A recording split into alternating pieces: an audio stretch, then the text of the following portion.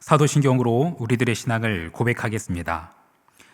전능하사 천지를 만드신 하나님 아버지를 내가 믿사오며 그 외아들 우리 주 예수 그리스도를 믿사오니 이는 성령으로 잉태하사 동정녀 마리아에게 나시고 본디오 빌라도에게 고난을 받으사 십자가에 못 박혀 죽으시고 장사한 지 사흘 만에 죽은 자 가운데서 다시 살아나시며 하늘에 오르사 전능하신 하나님 우편에 앉아 계시다가 저리로서 산자와 죽은 자를 심판하러 오시리라.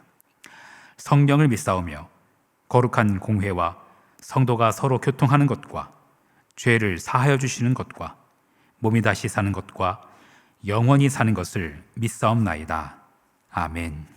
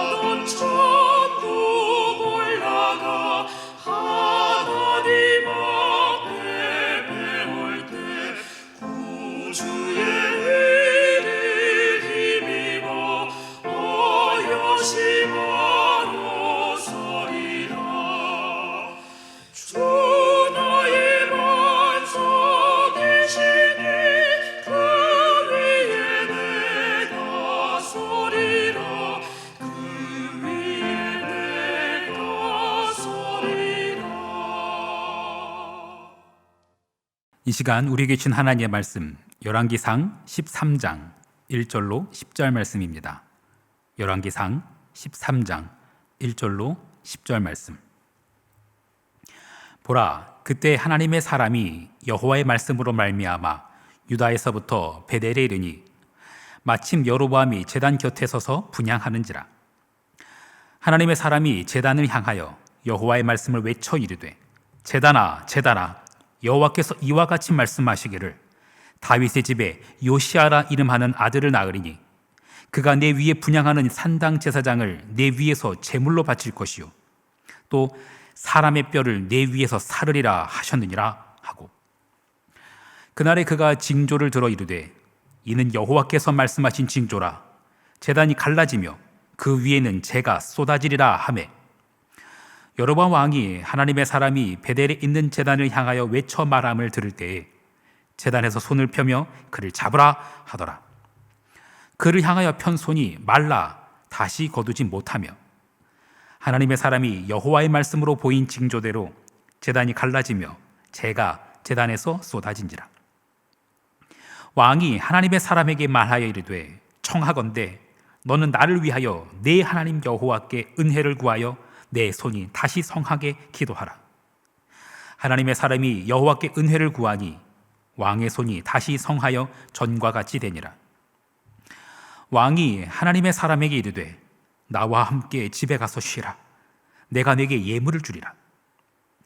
하나님의 사람이 왕께 대답하되 왕께서 왕의 집 절반을 내게 준다 할지라도 나는 왕과 함께 들어가지도 아니하고 이곳에서는 떡도 먹지 아니하고 물도 마시지 아니하리니 이는 곧 여호와의 말씀이 내게 명령하여 이르시기를 떡도 먹지 말며 물도 마시지 말고 왔던 길로 되돌아가지도 말라 하셨음이니이다 하고 이에 다른 길로 가고 자기가 베델에 오던 길로 되돌아가지도 아니하니라.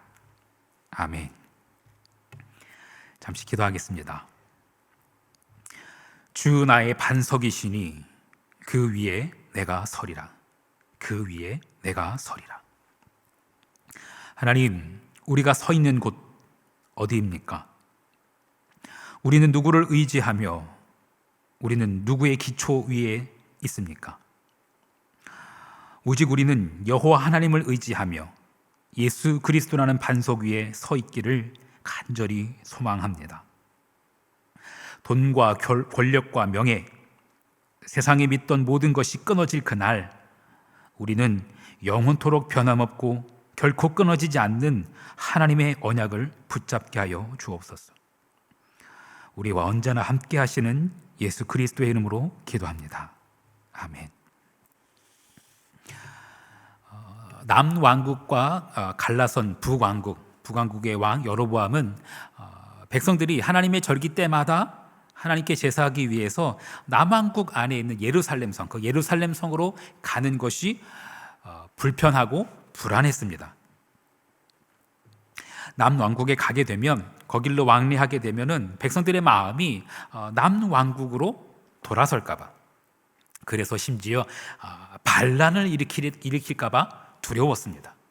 그래서 북왕국의 아래쪽에 베델, 그리고 저 위쪽 지역에 단이라는 곳에 각각 하나씩 제단을 쌓습니다.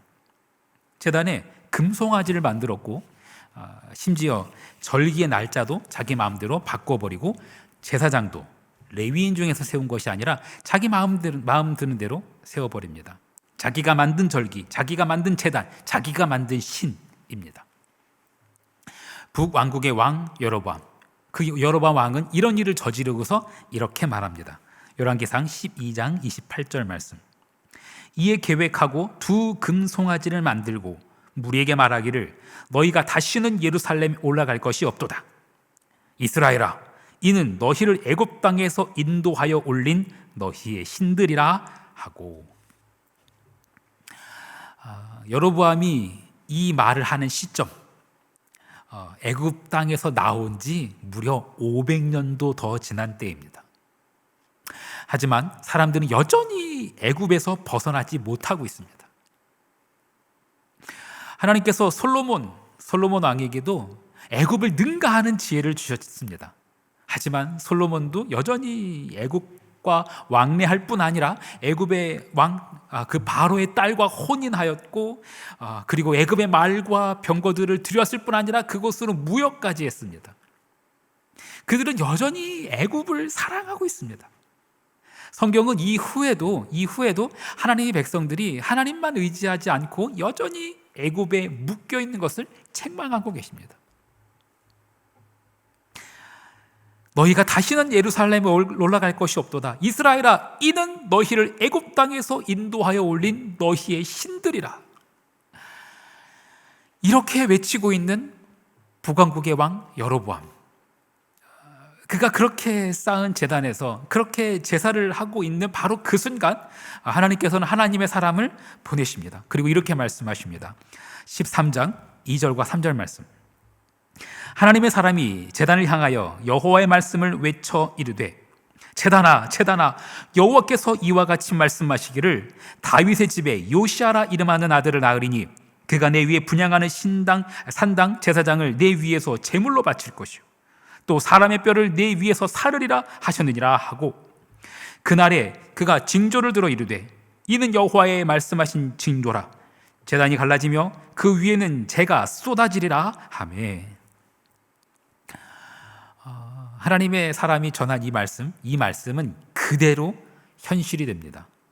지금 당장은 아니지만 하나님의 사람이 이 북왕국의 왕, 그 북왕국의 첫 번째 왕에게 그 예언하셨던 그 말씀은 요시야라 하는 그 아들이 종교 개혁을 할 것이라는 이 예언은 딱 300년 후에 분명하게 이루어집니다. 300년 후의 이야기를 한번 볼까요? 열왕기하 23장 16절 말씀. 요시야가 몸을 돌이켜 산에 있는 무덤들을 보고 보내어 그 무덤에서 해골을 가져다가 제단 위에서 불살라 그 제단을 더럽게 하니라. 이 일을 하나님의 사람이 전하였더니 그 전한 여호와의 말씀대로 되었더라. 여호와의 말씀대로 되었더라. 이런 예언의 말씀을 들은 여로보암 북왕국의 왕, 그는 하나님의 말씀 앞에 엎드린 것이 아니라 그 하나님의 말씀을 전하는 그 하나님의 사람을 잡으려고 했습니다. 저놈 잡아라. 그렇게 외치고 있는 그 손, 하나님께서는 그 손을 말라 비틀어 버리게 하십니다. 열왕기상 13장 4절과 5절. 여로보암 왕이 하나님의 사람이 베델에 있는 제단을 향하여 외쳐 말함을 들을 때에 제단에서 손을 펴며 그를 잡으라 하더라. 그를 향하여 편 손이 말라 다시 거두지 못하며 하나님의 사람이 여호와의 말씀으로 보인 징조대로 제단이 갈라지며 재가 제단에서 쏟아진지라. 하나님의 사람을 향하여 잡아라 라고 외쳤던 그 손은 말라 비틀어져 버렸습니다. 그리고 제단은 갈라져 버렸고 재가 제단에서 쏟아졌습니다. 여기서 말하는 재, 이 재는 재 대신 화관을 내게 할 때 그런 그 재와는 다른 것입니다. 원어 자체가 다릅니다. 여로보암의 그 제단이 갈라져서 쏟아진 재, 그 재는 희생 제물의 아주 기름지고 살진 것을 표현하는 말이기도 합니다. 슬픔, 죽음 그런 것을 의미하는 것이 아니라 정반대로 비옥함, 풍요 이런 것을 상징하는 단어입니다. 그게 쏟아진 겁니다. 제단이 갈라지고 재가 쏟아졌다는 것은 하나님께서 그들의 예배를 부정하셨으며 그들의 정성, 그들의 기름진 제물 그것을 거절하셨다는 겁니다.